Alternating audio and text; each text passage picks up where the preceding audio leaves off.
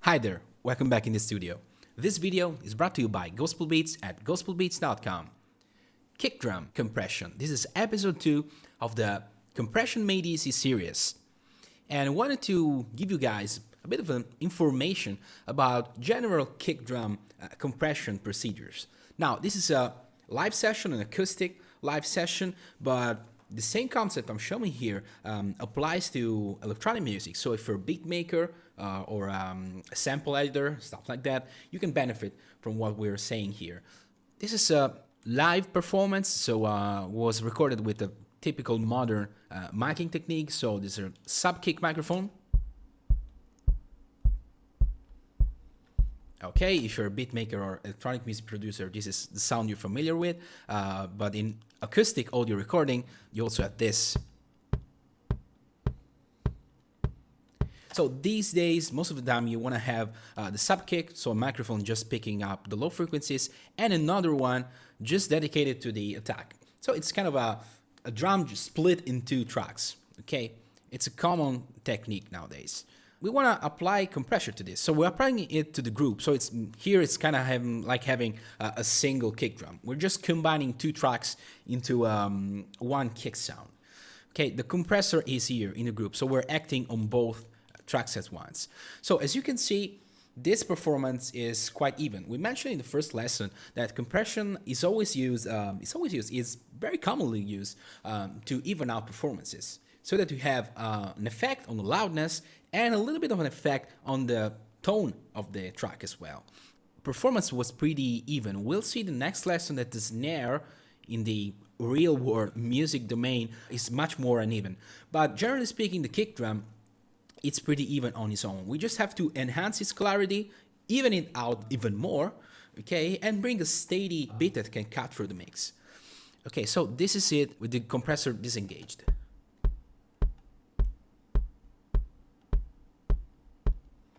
So the beat is quite steady. I felt like I needed just a little bit more of compression, so I'm evening out the tone even more.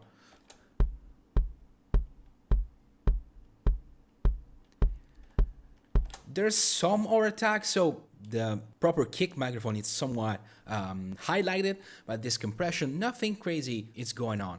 There's not much gain augmentation here, somewhere between 3.5 and 4. I decided to apply just a little bit of makeup gain to kind of lose some loudness on the highest peaks. I wanted to create a digital-like kind of drum here, because I felt like I needed a very, very, very steady beat. You're not doing this for acoustic music, real music, in all genres, but for this kind of session, I felt like I needed a very steady, almost digital-like groove. So I applied very high ratio. I also cut out quite a bit of the attack because I felt like there was some problems here in the attack, in the kick drum. I just created a very steady, almost sample-like drum like this.